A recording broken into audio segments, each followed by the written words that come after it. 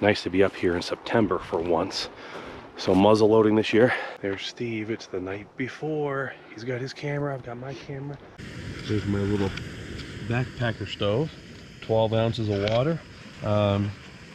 Pretty much hate the Mountain House meals. Got burned out on those years ago. Backpacker's pantry is disgusting. Anyways, got some new ones last year that I never got to use because I tagged out so early last year. Texas State Fair chili, ranch chili with beef, red beans, smoked peppers, topped with corn chips, cheese, and even a small bottle of Texas Pete hot sauce. Not sure what you're going to be able to see here, but what you do is get your boiling water and turn off your camp stove. Pour your boiling water into your little pouch like so. And you're supposed to let it, I guess, steep for 10 minutes. Close it up. Here we go. Opening up the pouch. Looks like I have a little bit too much water in there. Not bad, actually. Actually, that looks pretty good. I'm going to see if I can get a picture of that to show you. But this one comes with a really neat little bag of cheese, like freeze-dried cheese, 3 blend cheese with corn chips. So I'm going to pour that in there. And it even comes with a package of actual Texas Pete hot sauce, like the kind that you would get at Chick-fil-A. First bite tastes good. Definitely. That's definitely higher quality than Mountain House for sure. So I like this. First bite tastes really good. No, I'm good. I'm just gonna eat a Cliff Bar. Okay. I don't like cooking stuff in the morning up here.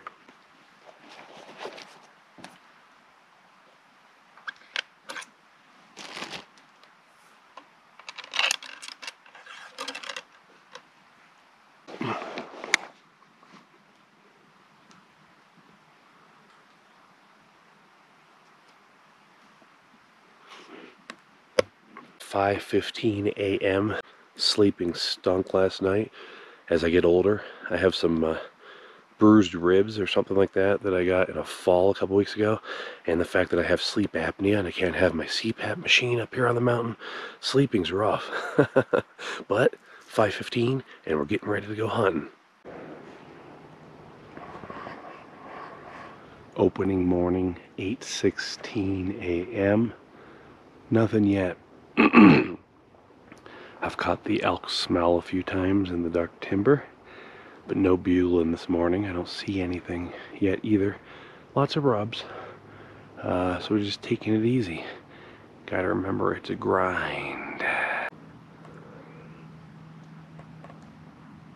All my years elk hunting, anything that you can find to break up the monotony of the day, to kind of get your adrenaline going and get your adventurous spirit moving, makes it exciting. So smelled a lot of elk this morning, didn't see anything, didn't hear anything. Found an elk skull, some bones, and I just found this huge point off a big beam. I mean, that thing is nice. Look at this thing. Beautiful. Right there, I'm telling you what. Motivation.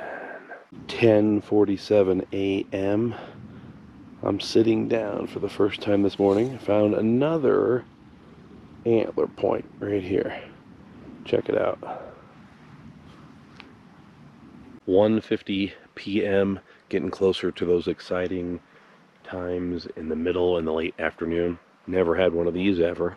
Mountain Ops, energy shot, energy focus, clarity, 6+ hours of clean energy with no crash. Of course, these are made for hunters. Pineapple.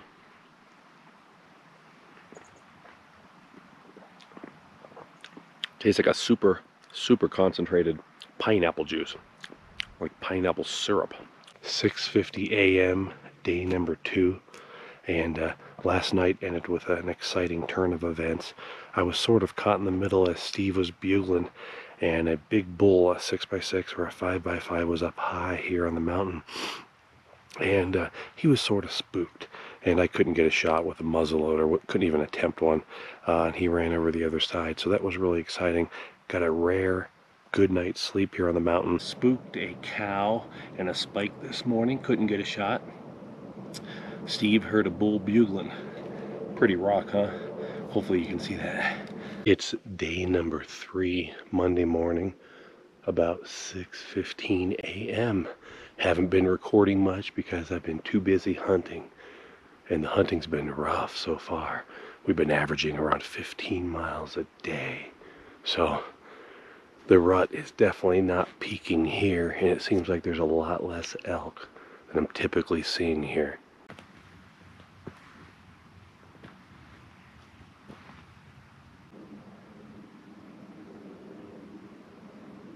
A rub is only an indicator of where an elk was, not where an elk is or is going to be. But these rubs here are massive, and they are fresh. I mean, this is definitely the last couple of days. Look at that sap running down. See the mane hair right there? That's off the elk's chocolate mane. Steve just kicked out a herd of 20.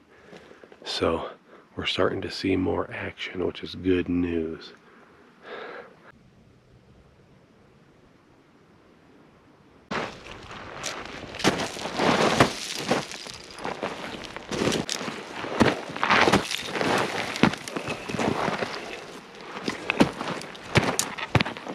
Oh my goodness, let me tell you what. I earned this break. Hardest thing about hunting in any western terrain is when you go down, you gotta come back up. Could not be more discouraged. Steve is pretty discouraged as well. I just prayed, and I just felt like God filled me with hope and told me to get up and walk. Like that verse, right? Peter, get up, kill and eat. I don't know, I just feel it strong right now. Day number 4, about 6:15 a.m. We're back at it, man. Tough getting out of bed. But you gotta keep grinding, baby. Got a lot of hunting left. I don't know what this lighting is like. I don't know if you can see this or not. Oh my goodness. Well, this morning we split up and I smelled a lot of elk. Well, I know they've been hanging out here on this. I just took my orange off because I'm getting ready to gut this thing. And I know they're on the north side of this mountain. It's really hard to hunt. I was on the summit of the mountain and I heard bulls bugling about a half mile away. So I quietly stealth ran for about a half mile until I was within a couple hundred yards of the bull bugling, and they started to kind of wander off to the west side of this mountain. You know, it's real steep cliffs here. You can't really get at these things. And praise the Lord and pass the elk, by the way. Oh God Almighty, you are so good, Lord. And they kind of ran off and I heard them bugling. You know, they made a quarter mile away. Well, then I heard another bull bugle over this side of the mountain.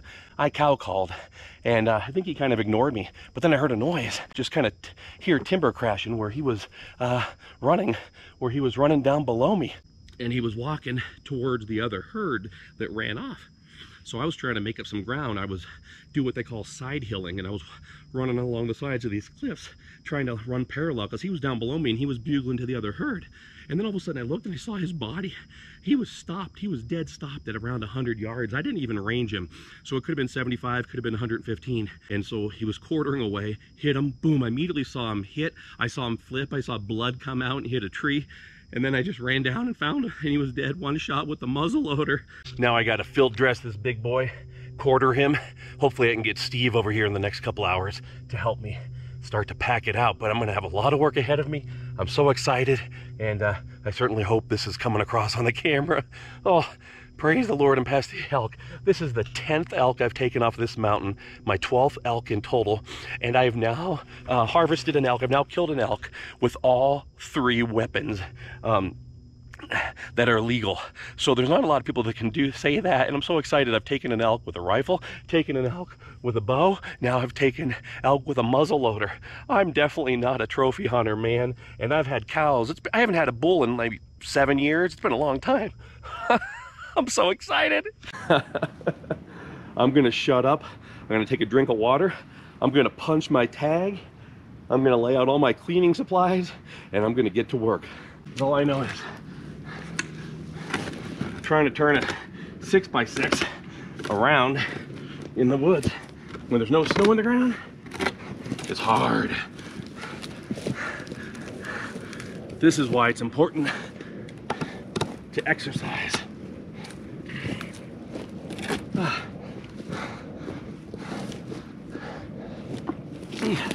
There we go.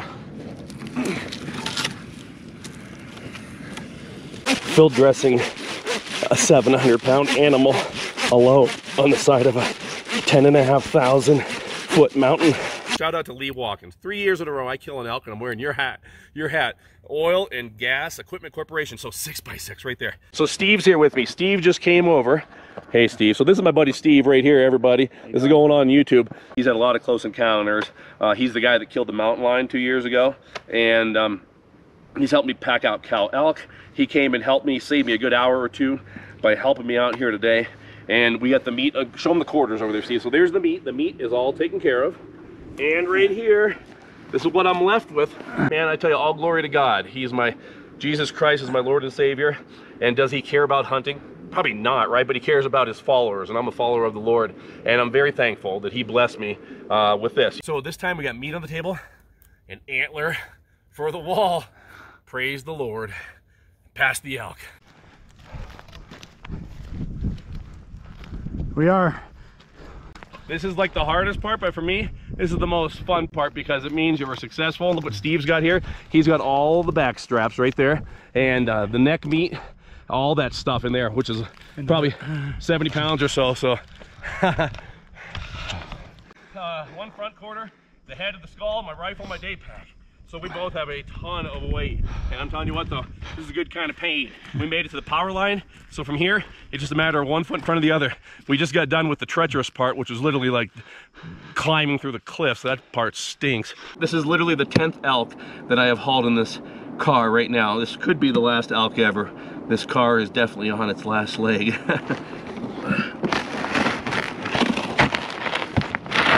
It's 6:30 a.m. Steve and I just split up. He's going in after some bulls that we heard bugling. This is the dumbest thing ever, but it's absolute truth.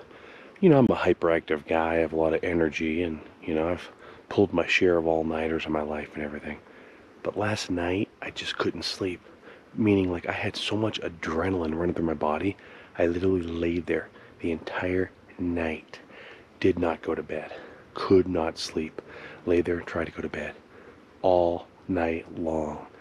A terrible, torturous all-nighter off the power line and into the woods.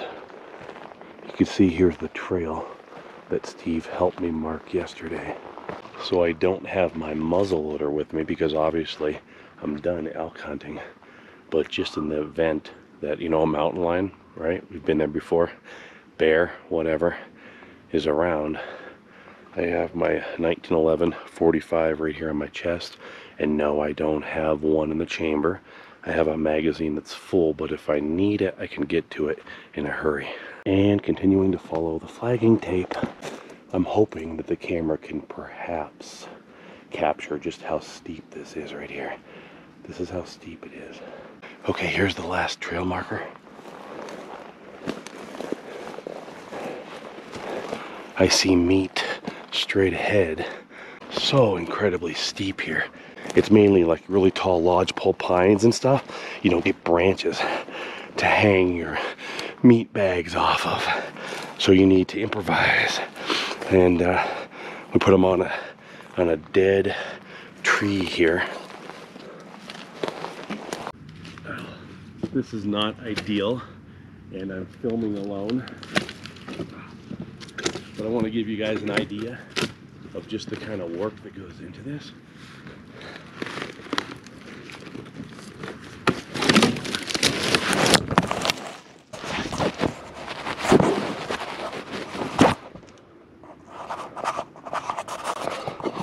Oh, that wasn't planned, but that's what happens. Oh my goodness.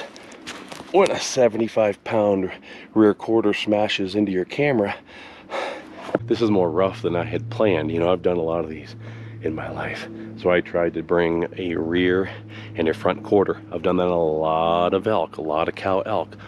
I tried it, not happening. I mean, it literally felt like it was my body weight on my back. I mean, literally, it was scary. I've carried some insane amounts of weight on my back. It wasn't happening. So it looks like I'm only going to be able to get one rear quarter out, and then I'll still have one rear and one front quarter left. All right, this here is the single most difficult quarter I have ever packed out on an all-nighter. This is terrible. I don't know if you can see it going into the cooler or not, but it just went into the cooler, and my cooler's packed. So Steve decided to take tonight off of hunting and help me out. So we're taking a break just below our base camp right now. Steve's grabbing his trekking poles, and he's bringing the final rear quarter, or the final front quarter, and I have the final rear quarter. That's a Rocky Mountain elk hunter right there, using these trekking poles. So this is the funny story about the trekking poles. This is the 10th elk that I've packed off of this mountain, and the previous 9 I did not have trekking poles. In fact, I thought they were for sissies. I didn't understand them. Like, you know, what kind of pansy uses trekking poles? But now as I understand them, they really help, especially going downhill.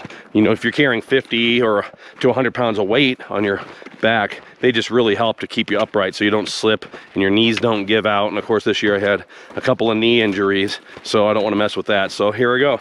Trekking poles. Steve's got them too. 5:50 a.m., so almost 6 a.m. And it's on Thursday, so we got up here last Friday. And I'm up here now to tear down my camp. I mentioned this last year. I think what's coming to mind is it's never over. It's never over, friends. I quit hunting when I was 18 years old. Then I started to hunt again, you know, 12 years maybe later, 10 years later, in my late 20s, early 30s. And here I am, 48 years old. This is my 12th elk. This is my 10th elk in 15 years on this mountain. Steve told me the statistics say that there's a 10% success rate for the average Colorado public land elk hunter, meaning that average hunter only gets an elk every 10 years, okay? I've got 3 years in a row. I've got 10 of the last 15 years, and there were years there where I goofed around and didn't take it as seriously as I could. Am I bragging about myself?